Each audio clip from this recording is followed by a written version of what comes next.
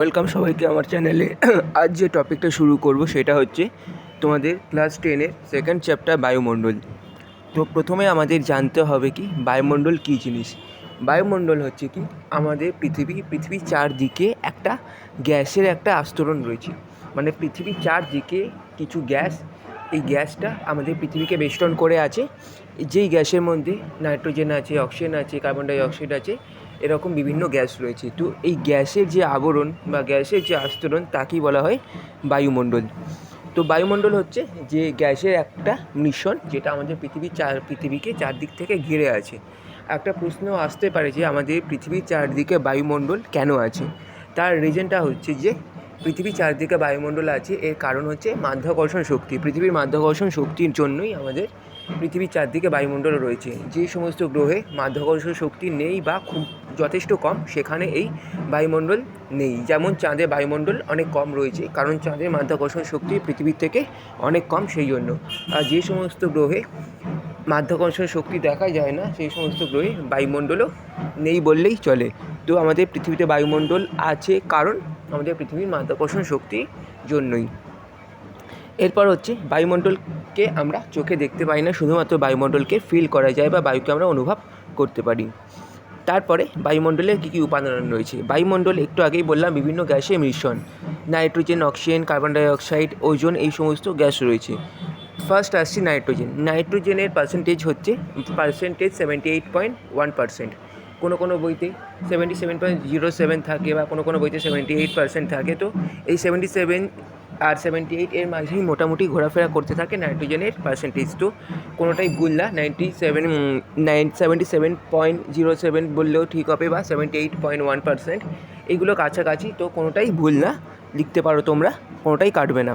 তারপরে আসছি তো অক্সিজেনের ভাগ হচ্ছে 20.9%। 20.9% অক্সিজেন আমাদের বায়ুমণ্ডলে রয়েছে। এই দুটো গ্যাসই সবথেকে বেশি পরিমাণে বায়ুমণ্ডলে জায়গা ধরে রেখেছে। তারপরে আসছে ওজোন রয়েছে। ওজোন, কার্বন ডাইঅক্সাইড, ওজোনও খুব কম পরিমাণে রয়েছে। কার্বন ডাইঅক্সাইডের শতাংশ হচ্ছে 0.03%। এটা হচ্ছে কার্বন ডাইঅক্সাইডের শতাংশ, যে পরিমাণ আমাদের বায়ুমণ্ডলে রয়েছে। এটা ছাড়াও আরও কিছু জলীয় বাষ্প রয়েছে, কিছু ধূলিকণাও বায়ুমণ্ডলের উপাদান হিসাবে রয়েছে। এরপরে আসছি এই সমস্ত গ্যাস আছে বায়ুমণ্ডলে, এতে গুরুত্ব কী আছে। প্রথমে আসি নাইট্রোজেন। নাইট্রোজেন সবথেকে বেশি পরিমাণে বায়ুতে আছে, কিন্তু নাইট্রোজেন বায়ুতে থাকে নিষ্ক্রিয় পরিমাণে। বায়ুতে যে নাইট্রোজেন গ্যাস আছে, এই নাইট্রোজেন গ্যাস বিভিন্ন রাসায়নিক প্রক্রিয়া ঘটে। সেই রাসায়নিক প্রক্রিয়ার মাধ্যমে উদ্ভিদের নাইট্রোজেন যে দরকার, সেই উদ্ভিদের গ্রহণযোগ্য নাইট্রোজেনে পরিণত হয়। তো বিভিন্ন রাসায়নিক প্রক্রিয়ার মাধ্যমে এই নাইট্রোজেনটা উদ্ভিদের গ্রহণযোগ্য খাদ্যে পরিণত হয়, এই বায়ুতে যে নাইট্রোজেন আছে সেটা। তবে তার জন্য কিছু রাসায়নিক প্রক্রিয়া এর ভেতরে আছে।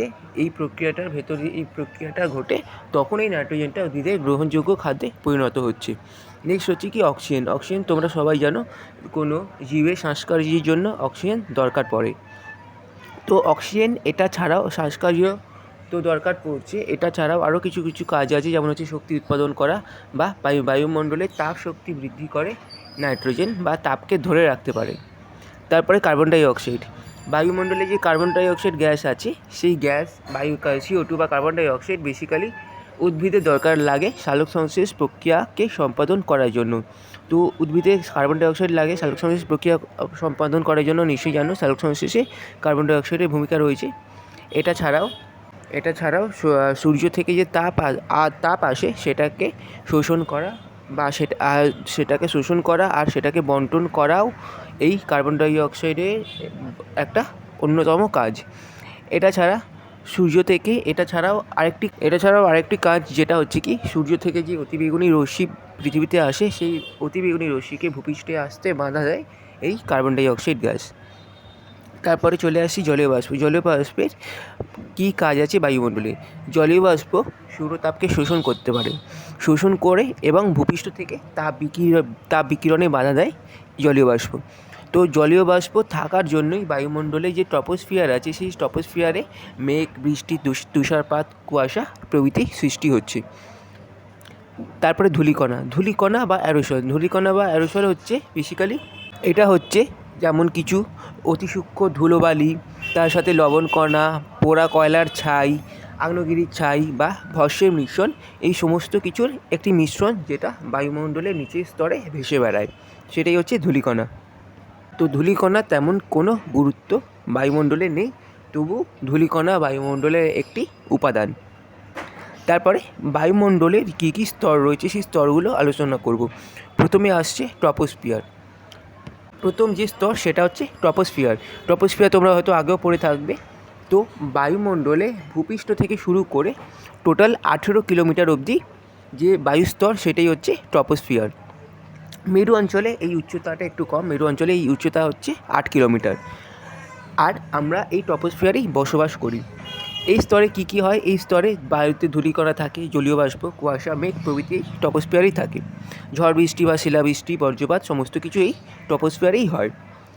বায়ুমণ্ডলে যত পরিমাণ গ্যাসীয় ভর আছে তার প্রায় 75% এই ট্রপোস্ফিয়ারে রয়েছে।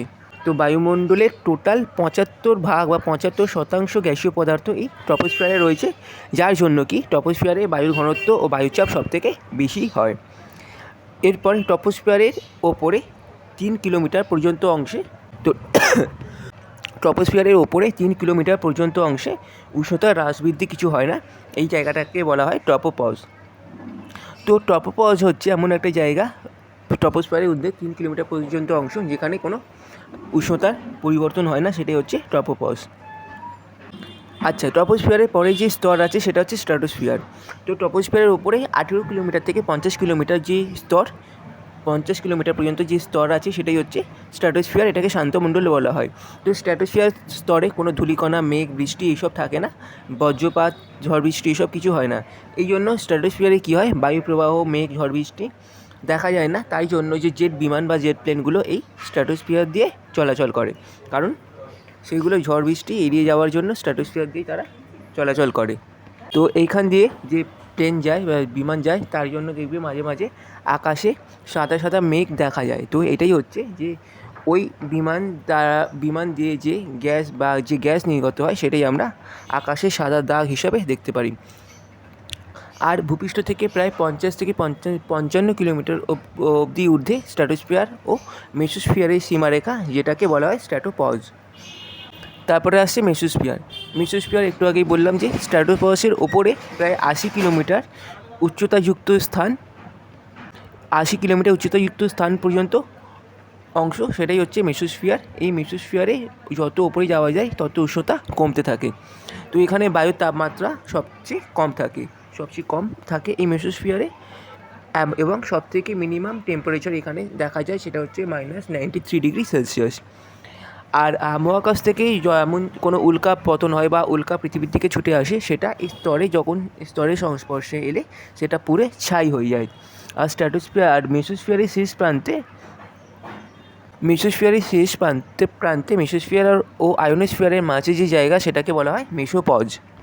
তারপরে আছে তারপরে আসছে আয়োনোস্ফিয়ার কোন জায়গাটা? মেসোস্ফিয়ারের ওপরে প্রায় 500 কিলোমিটার উচ্চতা পর্যন্ত এই স্তরটা বিস্তৃত আছে। এখানে বায়ু আয়নিত অবস্থায় থাকে। এই স্তরে মেরুজ্যোতি বা মেরুপ্রভা দেখা যায়। এই স্তরের উপাদানগুলি সাধারণত আয়নিত অবস্থায় থাকে বলে ভূপৃষ্ঠ থেকে যে সৃষ্ট বেতার তরঙ্গ সেইগুলো এই আয়োনোস্ফিয়ারে প্রতিহত হয়ে আবার পৃথিবীতে ফিরে আসে। তো বেতার সংযোগ রক্ষা করা যায় এই আয়োনোস্ফিয়ার থাকার জন্যে। তারপরে স্তরটা হচ্ছে এক্সোস্ফিয়ার। আয়োনোস্ফিয়ারের ওপর থেকে প্রায় 600 কিলোমিটার থেকে 1500 কিলোমিটার পর্যন্ত বিস্তৃত রয়েছে এক্সোস্ফিয়ার। এখানে কিছু হালকা বায়ুস্তর থাকে, সেটাই এক্সোস্ফিয়ারের মধ্যে পড়ছে। এই স্তরে বেসিক্যালি আমরা কী দেখি, হাইড্রোজেন, হিলিয়াম গ্যাস এখানে বেশি পরিমাণে দেখা যায়। এছাড়া এখানে বায়ু সব উপাদানই থাকে আয়নিত অবস্থায়। এক্সোস্ফিয়ার স্তরটা ধীরে ধীরে এই স্তরটা মহাশূন্যে বিলীন হয়ে গেছে। তারপরে আসছে ম্যাগনেটোস্ফিয়ার। ম্যাগনেটোস্ফিয়ার হচ্ছে যে বায়ুমণ্ডলের ওপরে প্রায় 1500 থেকে 10,000 কিলোমিটার উচ্চতা পর্যন্ত বিস্তৃত যে বায়ুশূন্য অঞ্চল তাকে বলা হয় ম্যাগনেটোস্ফিয়ার বা চৌম্বকমণ্ডল। এই স্তরে বায়ুমণ্ডলকে বেষ্টন করে একটা প্রোটন ও ইলেকট্রনের চুম্বকক্ষেত্র লক্ষ্য করা যায়। আচ্ছা, এরপর একটা স্তর রয়েছে ওজোন স্তর বা ওজোনোস্ফিয়ার। ওই ওজোনোস্ফিয়ার দেখা যায় স্ট্র্যাটোস্ফিয়ারে 20 থেকে 25 কিলোমিটার উচ্চতায় আমরা ওজোনোস্ফিয়ার দেখতে পাই। তারপরে ওজোনোস্ফিয়ারের গুরুত্ব। ওজোনোস্ফিয়ারের প্রথম গুরুত্ব হচ্ছে ওজোনোস্ফিয়ারে ওজোন গ্যাসের প্রথম একটা স্তর বা পর্দার আছে, যাকে ভেদ করে সূর্যের অতিবেগুনি রশ্মি ও রঞ্জন রশ্মি সেটা ভূপৃষ্ঠে আসতে পারে না। তো বায়ুমণ্ডলের ওজোন গ্যাসের যে স্তর সেটা সূর্যের তাপ ও অতিবেগুনি রশ্মি ও রঞ্জন রশ্মি, যেটা বেসিক্যালি এক্স রে, সেটাকে শোষণ করে নেয়। তো শোষণ করে নেওয়ার জন্য এই স্তরের তাপমাত্রা খুব খুব বেশি হয়। তো ওজোনোস্ফিয়ার যে স্তর সেটা সূর্য থেকে আসা ক্ষতিকারক রশ্মি শোষণ করে পৃথিবীর জীবজগৎকে ধ্বংসের হাত থেকে রক্ষা করে। তো বর্তমানে একটা খুব আশঙ্কার কারণ হচ্ছে যে আমাদের যেই ওজোনোস্ফিয়ার রয়েছে, ওজোনোস্ফিয়ার ধীরে ধীরে ক্ষয়প্রাপ্ত হচ্ছে। এই ক্ষয়প্রাপ্ত হওয়ার পেছনে যে কারণ সেটা হচ্ছে যে পৃথিবীর বায়ুমণ্ডলে যে ক্লোরোফ্লোরোকার্বন বা সিএফসি, সেই একটা ক্ষতিকর রাসায়নিক উপাদান সেটা বেড়ে যাওয়ার জন্য, যেটি ওজোনোস্ফিয়ারকে ক্ষয় করে দিচ্ছে। তার মধ্যে কিছু হোল সৃষ্টি হচ্ছে, যেটাকে বলা হয় কি ওজোন গহ্বর বা ওজোন হোল।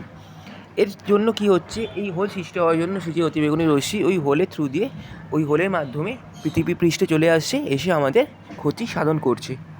তো আমাদের উচিত যে সিএফসি উৎপাদন হয় এমন জিনিসকে বন্ধ রাখা, যেমন রেফ্রিজারেটর, ফ্রিজ থেকে সিএফসি নির্গত হয়। তো আমাদের উচিত যে সেই রেফ্রিজারেটর, ফ্রিজ এগুলোকে যতটা কম পরিমাণে চালাতে পারি ততটাই পরিবেশের জন্য ভালো। তারপরে টপিকটা আসছে যে বায়ুমণ্ডলের তাপ, উষ্ণতা ও বিশ্ব উষ্ণায়ন। এখানে তোমাদের ফার্স্ট জানতে হবে যে ইনসোলেশন বা সূর্যরশ্মির তাপীয় ফলে কী হতে পারে। দেখো, সূর্যই হচ্ছে পৃথিবীর বায়ুমণ্ডলের সমস্ত উষ্ণতার প্রধান উৎস। তো সৌরশক্তির প্রায় 200 কোটি ভাগের মাত্র 1 ভাগ সেটা তরঙ্গ হিসাবে আমাদের পৃথিবীতে আসে। 200 কোটি ভাগের 1 ভাগ। এর বেগ হচ্ছে প্রত্যেক সেকেন্ডে 2,97,000 কিলোমিটার। এই বেগে পৃথিবী পৃষ্ঠে আসছে এই সূর্যরশ্মি। এইটাকেই বলা হচ্ছে কি সূর্যরশ্মির তাপীয় ফল বা ইনসোলেশন। তো সূর্যরশ্মির তাপীয় ফল হচ্ছে যে প্রত্যেক সেকেন্ডে 2,97,000 কিলোমিটার বেগে সূর্যরশ্মির 200 কোটি ভাগের 1 ভাগ আসছে তরঙ্গ হিসাবে। এটাকেই বলা হচ্ছে সূর্যরশ্মির তাপীয় ফল বা ইনসোলেশন। তো মানুষ সারা বছর পৃথিবীতে যে পরিমাণ শক্তি ব্যবহার করে থাকে সূর্য থেকে, প্রতি মিনিটে পৃথিবীতে সেই পরিমাণ শক্তি চলে আসে। এবার এরপরের টপিকটা হচ্ছে যে সূর্য থেকে যে সৌর বিকিরণ হচ্ছে তার শতকরা মাত্র 66 ভাগ বায়ুমণ্ডলকে উত্তপ্ত করে থাকে। মানে সূর্য থেকে যে সূর্য বিকিরণ আসে তার মাত্র 66% বায়ুমণ্ডলকে উত্তপ্ত করে। এর মধ্যে থেকে 19% বায়ুমণ্ডল প্রত্যক্ষভাবে শোষণ করে। শোষণ করে যে গ্যাসগুলো, সেগুলো হচ্ছে যেমন কার্বন ডাইঅক্সাইড রয়েছে, জলীয় বাষ্প রয়েছে, ধূলিকণা বা অন্যান্য গ্যাসও রয়েছে। এর ফলে সূর্যরশ্মি যে তাপীয় ফলের অবশিষ্ট যে 47% রয়েছে, তার মধ্যে 19% প্রত্যক্ষ সূর্যরশ্মি রূপে, 25% মেঘপুঞ্জ থেকে বিচ্ছুরিত হয় এবং 5% আকাশ থেকে আলো বিকিরণের মাধ্যমে ভূপৃষ্ঠে এসে পৌঁছচ্ছে এবং ভূপৃষ্ঠকে উত্তপ্ত করছে। সুতরাং কি দেখা যাচ্ছে যে মোট এই 19 ভাগ আর 47 ভাগ, টোটাল 66 ভাগ সূর্যরশ্মির তাপীয় ফল, যেটাকে আমরা বলি কার্যকরী সৌর বিকিরণ বা এফেক্টিভ সোলার রেডিয়েশনও বলা হয়, সেটা বায়ুমণ্ডলকে প্রত্যক্ষভাবে উত্তপ্ত করছে। তারপর আরেকটা টার্ম তোমাদের জানতে হবে, অ্যালবেডো কী জিনিস। অ্যালবেডো হচ্ছে যে সূর্যরশ্মির যে তাপীয় ফলে 34%, এই 34% কীভাবে আসছে, 2% আসছে ভূপৃষ্ঠ থেকে, 7% বায়ুমণ্ডল থেকে, আর 25% মেঘপুঞ্জ থেকে। সেইগুলো মহাশূন্যে প্রতিফলিত ও বিচ্ছুরিত হয়ে আবার মহাশূন্যে ফিরে যাচ্ছে। তো এরা বায়ুমণ্ডলকে উত্তপ্ত করতে পারে না। তো এইটাকেই বলা হচ্ছে কি অ্যালবেডো, যেটা হচ্ছে সূর্যরশ্মির তাপীয় ফলের 34%। ঠিক আছে, আশা করি বুঝতে পেরেছো। পরের টপিকে রয়েছে যে পৃথিবীর যে উত্তাপের সমতা। তো পৃথিবীর উত্তাপের সমতা কীভাবে রক্ষা হচ্ছে সেটাই আলোচনা করব। তো সূর্য থেকে যে সৌর বিকিরণের 66% বায়ুমণ্ডলকে উত্তপ্ত করছে, একটু আগেই বললাম। কিন্তু সামগ্রিকভাবে দেখলে দেখা যাবে যে পৃথিবীর যে গড় বাৎসরিক উত্তাপ সেটা কখনো কমেও না বা কখনো বাড়েও না, একই রকম থাকে। এর কারণ হচ্ছে যে সূর্য থেকে যে পরিমাণ সূর্য বিকিরণ ক্ষুদ্র তরঙ্গরূপে পৃথিবীর বায়ুমণ্ডল ও পৃথিবী পৃষ্ঠে এসে পৃথিবীকে উত্তপ্ত করলো, বিকিরণের ফলে কী হচ্ছে, বিকিরণের ফলে এই একই পরিমাণ শক্তি দীর্ঘ তরঙ্গরূপে মহাশূন্যে আবার ফেরত চলে যাচ্ছে। তো এই ফেরত চলে যাচ্ছে, এই জন্যই পৃথিবীর উত্তাপের সমতা রক্ষা হচ্ছে। ঠিক আছে, এইভাবে আমাদের পৃথিবীর উত্তাপের সমতা রক্ষা হচ্ছে, মানে যে পরিমাণ উত্তাপ আসছে সেটা আবার পরে পৃথিবী মহাশূন্যে চলে যাচ্ছে, দীর্ঘ তরঙ্গরূপে মহাশূন্যে আবার চলে যাচ্ছে। তাই জন্যই পৃথিবীর উত্তাপের সমতা এভাবে রক্ষা হচ্ছে। এরপরের টপিকটা হচ্ছে বায়ুমণ্ডলে উত্তপ্ত হওয়ার পদ্ধতি কী কী রয়েছে। 3টে পদ্ধতি রয়েছে। প্রথমটা বিকিরণ, তারপরটা পরিচলন, তারপরেরটা পরিবহন। তো বিকিরণ পদ্ধতি হচ্ছে কি? বিকিরণ পদ্ধতি হচ্ছে যে সূর্য থেকে যে তাপরশ্মি বিকিরিত হয়ে মহাশূন্যে এলো তখন বায়ুমণ্ডল ভেদ করে পৃথিবী পৃষ্ঠে আসছে, এসে বায়ুমণ্ডলকে উত্তপ্ত করছে। তো এইভাবে কোনো মাধ্যম ছাড়াই যখন সূর্যরশ্মি পৃথিবীতে আসছে তরঙ্গ রূপে, সেই পদ্ধতিটাকেই বলা হচ্ছে কি বিকিরণ পদ্ধতি। তো এই পদ্ধতিতে তাপ কোনো রকম জড় মাধ্যম ছাড়া শীতলতর স্থান থেকে সঞ্চালিত হয়ে পৃথিবীতে আসছে, যেখানে কোনো মাধ্যম দরকার পড়ছে না। সেই পদ্ধতিটাই হচ্ছে বিকিরণ পদ্ধতি। নেক্সট হচ্ছে কি, আর বিকিরণ পদ্ধতিতে একটা জিনিস জানবে যে কোনো মাধ্যমের দরকার পড়ে না, কারণ সূর্য থেকে পৃথিবীর মধ্যে কি অনেক জায়গায় হচ্ছে শূন্য, যেখানে কোনো বায়ু থাকে না। তো তাই জন্য বলা যায় যে বিকিরণের জন্য কোনো রকম মাধ্যমের দরকার পড়ে না। তারপরে হচ্ছে কি পরিচলন পদ্ধতি কীভাবে সম্পন্ন হচ্ছে দেখো। এই সূর্য থেকে যে আসা তাপ পৃথিবীপৃষ্ঠের গায়ে লেগে থাকা যে পৃথিবীপৃষ্ঠের গায়ে যে বায়ুস্তর আছে, সেই বায়ুস্তরটা প্রথমে উত্তপ্ত হচ্ছে, মানে এই বায়ুস্তরটা পৃথিবী পৃষ্ঠে সংলগ্ন, সেই বায়ুস্তর উত্তপ্ত হচ্ছে এবং সেই উষ্ণ বায়ুটা কী হচ্ছে, হালকা হয়ে সেটা ওপরে উঠছে, আর ওপরে যে শীতল বায়ু আছে সেটা নামছে। আচ্ছা, এরপরে হচ্ছে পরিচলন পদ্ধতি কীভাবে হচ্ছে দেখো। সূর্য থেকে যে তাপ আসছে সেটা পৃথিবী পৃষ্ঠের গায়ে লাগা বায়ুমণ্ডলকে উত্তপ্ত করছে। তো সেই বায়ুমণ্ডলটা যখন উত্তপ্ত হয়ে সেটা হালকা হচ্ছে, সেটা ওপরে উঠে যাচ্ছে, আবার ওপরে যে শীতল বায়ুমণ্ডল ছিল সেটা আবার ভূপৃষ্ঠেও সংলগ্ন হয়ে যাওয়ার পর সেটা আবার উত্তপ্ত হয়ে সেটা আবার ওপরে যাচ্ছে, ওপর থেকে আবার শীতল বায়ুস্তর নামছে, এভাবে পুরো বায়ুমণ্ডল উত্তপ্ত হচ্ছে। এটাই হচ্ছে পরিচলন পদ্ধতি। তারপরে পরিবহন পদ্ধতিতে যে দুটো বস্তু পরস্পর যদি সংলগ্ন অবস্থায় থাকে, তাহলে উষ্ণ বস্তু থেকে শীতল বস্তুতে যে তাপ সঞ্চালিত হয় সেটাই হচ্ছে পরিবহন পদ্ধতি। তো এই 3 পদ্ধতির মাধ্যমে তাপ প্রবাহিত হতে পারে বা তাপ সঞ্চালিত হতে পারে। এরপর টপিক হচ্ছে তাপের পরিমাণ কীভাবে নির্ণয় করা যায়। কোনো স্থানে যে আবহাওয়া বিশ্লেষণের জন্য বিভিন্ন স্থানে বায়ু তাপমাত্রা নেওয়া হয়ে থাকে। কীভাবে নেওয়া হয়? প্রথমত যে 6-এর থার্মোমিটার আছে, যেখানে গরিষ্ঠ আর লঘিষ্ঠ থার্মোমিটার রয়েছে 6-এর থার্মোমিটারে, সেই 6-এর থার্মোমিটারের সাহায্যে প্রত্যেক দিনের সর্বোচ্চ সর্বনিম্ন তাপমাত্রা নেওয়া হয়।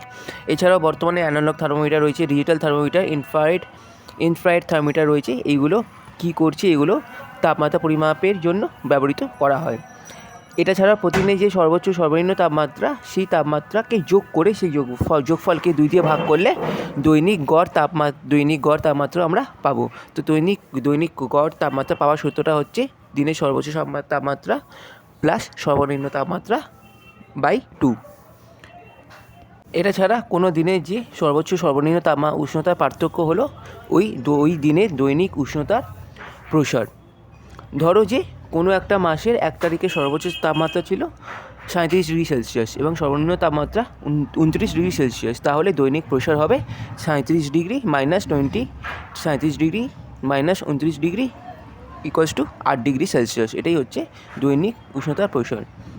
এটা ছাড়া ধরো যে কোনো মাসের প্রত্যেক দিনের গড় উষ্ণতা যোগ করে সেই যোগফলকে যদি সেই মাসের দিন সংখ্যা দিয়ে ভাগ করা যায়, তাহলে গড় মাসিক তাপমাত্রা আমরা পাবো।